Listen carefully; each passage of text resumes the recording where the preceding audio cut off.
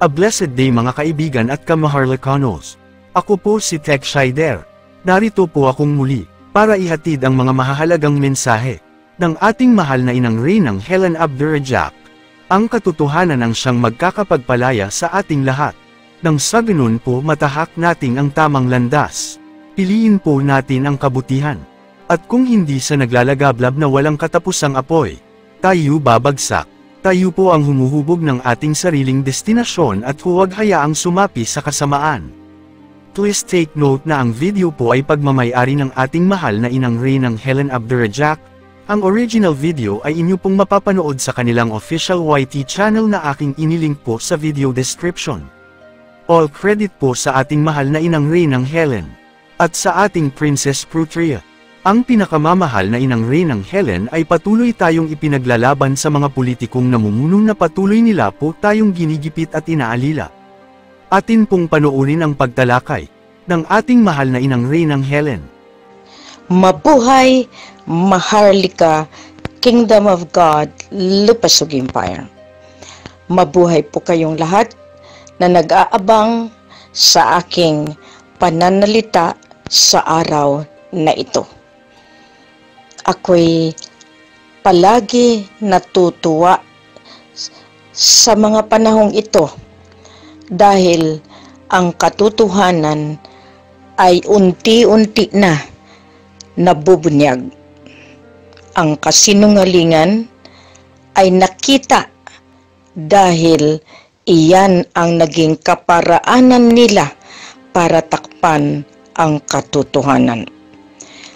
Dito, makikita na ng sambayanan at isa-isa sila nagtatanong ng bakit nagawa ng gobyerno ng kataas-taasang hukom ng Korte Suprema magbigay ng pahayag o magbigay ng mga order na hindi naman pala iyon ang totoo. Katotohanan ang siyang magbibigay ng hustisya ng bayan. Divine justice ang mamumuno para dito sa ating sambayanan na tuluyan ng makikinabang sa tunay na kapayapaan, tunay na kaginhawaan, kasaganaan. Kaya nga, marami pa rin ang galit dahil ako ay lumantad. Marami pa rin ang naghaharang dahil hawak pa rin nila ang matataas na ahensya ng gobyerno na pinahihiraman lamang ng otoridad mula sa may-ari ng soberenya. Soberenya ng Diyos Ama ang siyang maglilipol sa mga taong walang puso at kaluluwa. Kaya nga marami akong nakita dahil sa isang paraan nila gipitin ang sambayanan, mga utosang suwail na mga kapulisan, maglagay ng mga tinatawag na planting evidence. Katulad nung nangyari diyan sa Oroqueta, no? Nilagyan ng grenade ang bag para sila ay magkaroon ng ebidensya na sila ay gumagawa ng kanilang tungkulin. Unang-una ginagawa nila yan para sila ay makilala. Pangalawa, dahil meron silang objektiba na sila ay ma-promote. Yan usually ang gawa ng mga isa't isa na may kaganiran sa kapangyarihan. Gusto nilang umangat para tuluyan sila ang kilalanin at sila ang gagawing tagapag-apak sa karapatan ng maliliit na sambayanan. Majority people are poor. Marami sa atin ang pobre. Ayaw nila tayong yumaman. Ayaw nila tayong magkaroon ng sapat na edukasyon. Ayaw nila tayong maging isang kaaya-ayang miyembro ng soberenya ng Maharlika ng Pilipinas Islas dahil sila ang naturingan na may-ari kuno ng bansang ito. Kaya nga, napansin ninyo, karami-rami ng ating posting sa bawat sulok. Pero, ang kabilin-bilinan ng packager, ng programmer, wag na wag i-mention si Queen Helen Abdurrahman. Dahil alam nila sasantik ang bulkan. Kaya hanggat maari, walang gagalaw sa hanay ng media dahil mas malaki ang pondo para sa kanilang programa at wag na wag pakikinggan o bigyan ng airtime ang programa ng Divino Gobyerno. Kaya nga maraming nag-aantay sa bawat pananalita ni Queen dito. Magtatatlong taon na tayo dahil dito napukaw kumuli ang mga sikreto, ang mga kailangan natin talakayin para magkaroon ng tamang pag-iisip at hindi galit ang bawat kaluluwa na nagsasabi kasalanan ni Presidente Ferdinand Idralin Marcos. Sa ngayon, natumbok na natin na hindi si Apo Lakay, si Ferdinand Idralin Marcos Sr., aka Santa Romana, aka Johan Candao, aka sa 36 na alias name niya na hindi siya ang nagdeklara ng karumal-dumal na martial law. Ngayon, bakit si Queen hindi man lamang natakot na ideklara ang pangalan at katauhan ni Ferdinand Idralin Marcos Sr., aka Rogelio Madrid Abran, na kung tutuusin ang nakaupo sa caretaker government, sa gobyerno na tagapag-alaga lamang, ay kapangalan at tinuringang anak Ferdinand Romualdez Marcos Jr. Bakit kaya? Kayo masagot nyo? Ako sasagutin ko kayo dahil ang inutos sa akin ng Diyos Ama, ilantad ang katotohanan. Ang Divino Gobyerno, ang katotohanan ang siyang mananaig. Kahit nga ba magkapangalan, kahit nga ba anak, kahit nga ba ama, ina, dito hindi kinikilala iyan sa paraanan na mailantad ang hustisya ng Divino Gobyerno. Ayaw ninyo bigyan eh. Ngayon, Korte Suprema, meron bang value? Puro ang ginagawa. Kung sinong nakaupo, binibili ang hustisya. Katulad niyan. Kung sino ang may access, kung sino ang may malakas na kapit, ang siyang nananalo sa batas. Ginawang organisasyon na pang-personal ang bawat isa sa kanila. Kaya nga dito, nakikita ninyo na si Queen ay mayroong paraan para ilantad sa inyo mismo ang katotohanan. Ngayon, pinagtatawanan pa rin kayo at lahat ng pagmamaliit, lalo na ng mga asawa ninyo, kapatid ninyo, nanay ninyo, tatay ninyo, na kung saan, titingnan natin kung totoo iyan. Ganyan din ang sinasabi ng matataas na tao na pinahiraman ng buhay. Pinahiram lang ang buhay natin para sana tumulong sa kapwa. Hindi para tayo ay gipitin at para harangin. Ngayon, Binabaliktad na naman nila na lahat ito ay gawa nila.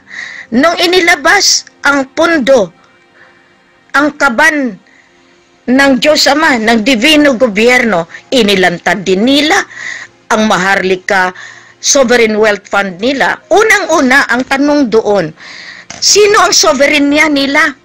Dahil ang Pilipinas mismo, walang sovereignty. Pinahiram ang sovereignty at ang nagpipirma dyan ay ang Sultan Sulu. Sinong Sultan of Sulu nila? Si Alnas na hinahabol ng batas? Kahit habulin nila si Raja Mamay, klarado po yan na ang kasabwat mismo ay mga kapulisan, mismo militar, mismo pusod ng Malacanang, mismo ang kapangalan na hindi na dapat uusad sa buong mundong ibabaw. Sinira ninyo ang pangalan, ang katauhan. Ngayon, babalik kayo sa katauhan at sinasamba kayo. Maganda, pero sinampal naman. Ayo, yan ang ibig sabihin. Kahit anong gawin ninyo, ang kaluluwa ng matataas na espiritu ang siyang lilitis sa inyo. Ipapahiya at ibababa rin kayo. Sana makinig na kayo. 4 ang nilagay para hindi kayo mailubog sa kailaliman na rumagasang apoy ng impyerno. Maraming nagtatanong, Queen, paano iyan? Hindi ka man lang kinilala nila. Mali po yung pananaw na yan. Sila nasa hanay ng kabila. Sinisikap nilang kunin ang gusto nila sa pamamagitan ng vaccination. Iyan, paraan na yan nila, kabal yan. Kasi gagawin nila iyan para bandang huli, magkakaroon sila ng microchip nila na wala nang bibili kundi sa kanila lang. Kanila lang. Kaya nga umaarangkada tayo na wag na nilang galawin ang sa atin. Kung sinong susunod sa Diyos Ama ay atin. Kung sinong susunod sa galamay ni Lucifer, doon sila. Si Lucifer, number 1, sumuko na iyan dahil yan ay nilalang din yan ng Diyos Ama. Pero dahil sa kasunduan ng propesiya, sumunod iyan. Ngayon, ang hindi susunod, kay Taning, kay Lucifer. Kaya yung tumatawa sa inyo, na mismo asawa ninyo, kapatid ninyo, yan ang alaga ni Taning, ni si Roy. Kaya wag na kayong magtaka. Kung gusto nyong sumama sa kaliwanagan, kahit tatay, nanay mo yan, kung ayaw sumunod, wag mo nang bitbitin. Yan ang ibig sabihin. Wag mo nang dipahan. Kasi ikaw mismo nalilito na. Ito ay daan ng katotohanan, daan ng liwanag. Gusto ninyo doon sa kadiliman, doon na lang kayo. Wag nyo nang i-mess out ang mission ni Queen Helen at ni Raja Mamay. Diyan natin nakikita. Ngayon, may ilang araw pa tayong nalalabi. Dahil ito ang programa na sinasabi ko sa inyo. Basta-basta lang ba kami lalabas? Na, uy, ito na, si Apo. Titingnan nyo nga mabuti. Ang legalidad, inaayos. Ang integridad, nailabas ko na. Ang moralidad, nakita na ng sambayanan. Marami na ang tumawag. Marami nang umiyak. Dahil sabi ko nga dito, 2 na lang ang hanay. 666 at 999. Hindi nyo pwedeng alisin sa akin dyan. Dahil kumbaga na-trim down ko na. Walang media-media dito. Kung saan ang dilim, yun ang gusto mo, doon ka. Ang kadiliman, punong-puno ng pagpatay, punong-puno ng kasinungalingan, punong-puno ng karangyaan, lahat ng bawal doon na, sex, drugs, wine, lahat yan, doon yan. Mula noon sa istorya ng kalangitan, magpahanggang ngayon, iyaan pa rin ang ginagalawan ng kadiliman. Bubusugin kayo. Bubusugin kayo hanggang alipinin na kayo ni si Roy na mga kasama ngayon. Marami pa yan silang nakawala. At yan ang sa tabi ninyo. Pinapasukan ng asawa ninyo, pinapasukan ng kapatid ninyo, pinapasukan ang nanay ninyo, ang tatay ninyo, dahil kayo ay hindi nila katanggap-tanggap dahil nagpupumiglas ang liwanag sa katauhan ninyo. Yan ang dahilan. Ngayon nagsasabi na ayaw nila sa mga kasama ko dahil nasa dilim. Nagkamali po kayo.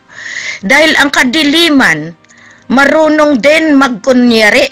Dahil nga makapangyarihan din si Roy, gagamitin din kayo na ang akala nyo doon kayo sa liwanag. Subalit, allergic kayo sa mga taong bit-bit ang kaliwanagan. Ngayon, naghasik ng lagim muli ang opisina ng Malacanang. Dahil siyempre, una-una, silence is the best battle of the enemy, na yun ang gusto nila. Ang pananahimik, delikado po yan, malalim po yan eh. Pero kami ay nakahanda. Sa pananahimik ninyo, nalalaman namin bawat galaw ninyo. Kasi kahit anong gawin ninyo, ang puno, ang balbula ng heritage account na iyan ay kailanman hindi mabubuksan nino man. At kung nagsasabing kayo na kayo nga si Ferdinand Idralin Marcos Sr., kaharapin ninyo ang totoong tagapagmana. Ngayon sabihin ninyo na kayo ang may karapatan dahil meron na kayong mga kasulatan at iyon ay inaarangkada ninyo sa kabangkuhan, edi mas maganda dahil bawat bangko magre-report din yan sa superior nila, sa Supreme Command, sa tinatawag nating Central Committee ng buong mundo na kung saan mismo ang mga ahensya ng United Nations, ng ICJ, ng ICC, ng OIC, lahat ito sila ay under sa Supreme Command na kung saan ang namumuno ay ang Diyos Ama, ang Allah. Diyan kayo talo dahil minaliit ninyo ang misyon na ito. Hanggat hindi sumuko ang bawat isa sa Mapilindo, ako ay naggayak mula noong 2015 sa parallel government. Ang pamumuno natin ay paralismo. Ibig sabihin, meron tayong karapatan, meron tayong otoridad, meron tayong kailangan galawin at hindi na sila susunod, okay pa rin dahil mahahagbong sila doon sa dalan, doon sa daan kung saan ang dulo ay malakas na apoy ng impyerno. Diyan. Ngayon, ay huwag kayong magalit, Hayaan nyo sila. Hayaan nyo sila. Dahil ang huli, ang siyang pagsisisi. Pag nandyan na sila, nasa inyo na yan kung sasagipin nyo pa sila. Dahil the freedom of choice, freedom of religion, freedom of speech ay nasa kamay ninyo. Ang hiling ko lang, huwag kayong magmataas. Marami pa rin ang magagawa kung tayo ay magpakumbaba. Kaya nga dito nakikita ng lahat. Bakit si Queen, kahit hirap na hirap sa pagsalita dahil bawat joints ay kumikirot din yan? Dahil nga siyempre sa inyo, ilan lang kaya ang nagba-black magic sa inyo? Ang alam ko noon, 2010, sinabihan na ako na nag-hire na ang kalaban ng 20 mangkukulam sa Sikihor para ligpitin si Helen. Hindi rin umubra, 2010 yon. How much more ngayon? Pumupunta ng Indonesia, pumupunta ng India, pumupunta ng Tibet para lang i-black magic si Queen Helen na tuluyan ng mamatay para hindi ilantad ang kanilang kabalbalan sa kabal na kanilang kinalalagyan. Tuloy nyo ang baksin ha, kasi kayo ang babaksinan ng Divino Gobyerno. Bakit kaya ayaw bumaba at itinutuloy ang vaccination? Kasi nga hanay ng 666 nga yan. Yan na yung microchips na ginagalawan nila. Kasi mayaman din sila. Ang yaman nila ay ang kaluluwa ng masasama na gustong maging isang mayamang maralita na kung saan gigipitin ang kapwa para sila ang kilalanin ng kanilang mga bossing na punong-puno ng kasamaan at karangyaan at nagmamamatiyag na sila ang may karapatan. Nakita na ninyo, lahat kayo dyan, mula sa pusod ng Malacanang hanggang sa ating mga kasama. Nakikita ninyo, lahat kayo, meron ng termino, pero ayaw pa rin bumaba. Gamitin nyo na ang batas nyo, pero hindi nyo pa rin makuha ang kapirahan na iniwan sa atin ng Diyos Ama ng Allah. Kaya dito, dinadissect natin. Okay, sabihin na ninyo kayo. Kaya nga minsan natatawa ako Lahat ng nagsasabi, hawak ninyo ang heritage account, hawak ninyo ang pera.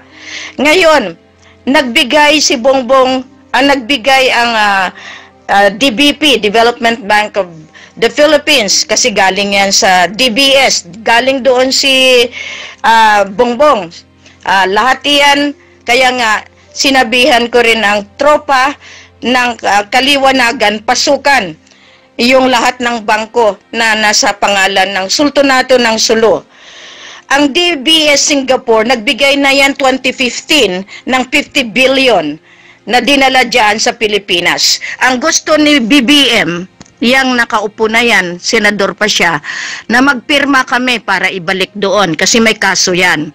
Ngayon, kung siya ay nakalusot sa Singapore, ang lilitisin natin, ang caretaker na president ng Singapore. Yan ang hindi nila alam dahil merong mataas na gobyerno ng buong mundo. Yan ang hindi na malayan nila kung paano nag-ooperate ang political government. Ang human government, meron mataas. Ang divine government, iyan na yung pinakamataas na kung saan lahat ng planeta, lahat ng galactic power ay nakasalalay sa pamumuno ng Creator ng Diyos Ama.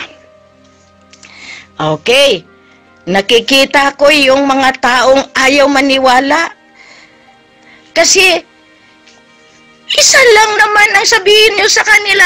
Salamat doon pala kayo sa kadiliman. Iyon ang gusto nyo ayaw nyong sumanib sa liwanag, doon kayo, dalawa na lang ang daan. 666 at 999. Kabal versus sa kaliwanagan ng Golden Age. Yan ang daan mula ngayon at hanggang sa bukas. Dito, iyan ang aking sinasabi. Paano kayo kukuha ng pera, itatransfer ninyo sa Sovereign Wealth Fund? Meron ba kayong naka-imprenta na pera para gamitin ng gobyerno? Nagprenta kayo sa polymer, nasaan na yung royalty fund na naputol po tayo September 19, 2023. Nasaan na yung ating polymer royalty natin? Nire-remind ko ang ating tagagawa niyan dahil marami na pong nagko-contact kay Queen mula mismo sa Indonesia na mga royal family. Sana po maintindihan ninyo na lahat itong ginagalawan ko, si Queen is recognized as the Queen of the Universum Magnum. Ibig sabihin, lahat po ito matutuntun din. Kaya nga, kung ayaw ninyong gumayak at kumilala Sana dito maiintindihan na ninyo na ito ay kailangan ng solusyonan. Tumino kayo ki hindi at kilalanin ninyo ki hindi, wala na ako doon. Dahil may batas po para kayo ay sumunod at kilalanin ang pamumuno ng Divino Gobyerno. Dito nakikita ko, kasi nga, sa kakulangan ng kaalaman, nandoon lang sila sa taginting ng ginto at sa kapirahan. Kaya ang nangyayari tuloy, kung sinong may pera, doon sila kumikilala. Taguan tayo ng kapangyarihan, pero kayo, makikita namin kahit sa pinakamadilim na sulok kayo, dahil ang liwanag ang siya pa ring magbibigay sa inyo ng kaparaanan kung paano mamuhay sa panahong sa ngayon. Tapos na po ang paghahari ninyo, September 16, 2023, at ay ang September 17, strike ng 1201, kami po ay namuno sa ngalan ng Divino Gobyerno at sa ngalan ng code ng 999-555-888-77333. Lahat pong code na binigay ng Diyos Ama ay iyaan nadadala na dito sa atin lahat.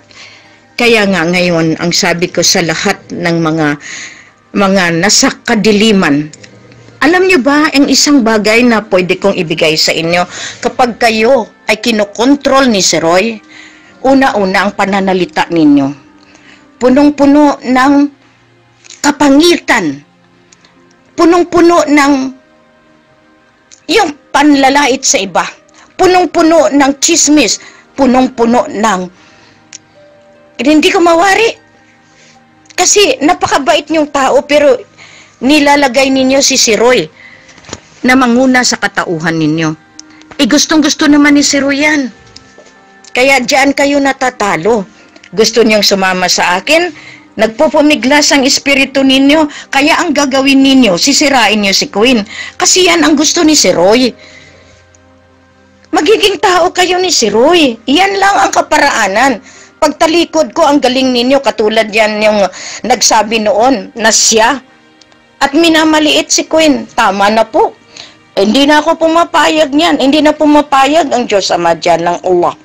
Kaya sabi ko sa kanya, sige po, magparayan ako. Ayaw ko nang dipahan niyang mga yan. Kahit kamag-anak ko yan. Doon na lang sila sa kay si Roy. Yung namumuhay sila, binubusog sila ng lahat ng iyan. Karangyaan, lahat ng sex trade, lahat ng trade na ginagawa nila, illegal trade, no human trafficking, lahat iyan. Alam niyo bang ginagawa niyan? Na mismo yung mga bagong panganak, kinukuha nila at kinakain nila. Alam niyo ba yan? Yan ang gawain ng kabal. Doon kayo sa hanay nila, hindi gusto niyo magpabaksin kayo at sumunod kayo sa kagustuhan nila dahil nasisilaw kayo sa kaparaanan ng kadiliman na akala ninyo ang karangyaan, ayan na ang batayan ng buhay ng walang hanggan. Doon lang kayo. Yung panandaliang kasiyahan, doon kayo. Huwag na ninyo kaming isama. Kasi kami, gumagaya kami para sa aming mga kasama, kamag-anak na naniniwala na merong Diyos Ama. Kaya nga, Divino Gobyerno. Kunin ninyo yung ginto, gawin naming bato. Kunin ninyo yung pera, wala naman kayong pangprinta. Kasi mag-i-inventaryo na kami. Ibig sabihin, bawat lumabas sa system, lagot ang bawat isa. Kahit kayo ay patay na, bibigyan pa rin kayo ng angkop na hustisya dahil nagkamali kayo, nagkasala kayo. Kaya nga yung 7 Marcos, meron pang buhay. O sige, doon sa naumangkin, siyempre ang totoo ang magbibigay ng hustisya. Nandito si Queen. Ngayon, maraming Queen. Okay pa rin yan. Ilagay natin sila kung saan ang gusto nila. Subalit, merong nakapwesto. Natutuong reyna sa bawat teritoryo. Papaano iyan? Kung kayo, pero wag niyong gambalain ang totoong namumuno doon mismo sa pusod ng teritoryo. Kasi ang klamar, pwede niyong gawin iyan. Nakikita naman kung anong klase kayo. Diba? Huwag niyo akong sisihin kung bakit kayo'y nakikita ng sambayanan. Kaya nga yung pananalita ninyo, huwag niyo naman gayahin ang pananalita ni Queen. Ibig sabihin, pati pananamit, ginagaya niyo, pero okay pa rin yun. Pero unang-una, maghunos dili kayo kasi may nagmamatsyag sa inyo. Lahat iyan ilalagay sa tama, may hustisya, nangungustisya na iyan ay talagang ginagalawan ng divino gobyerno. Buo po yan mula noon, magpahanggang ngayon.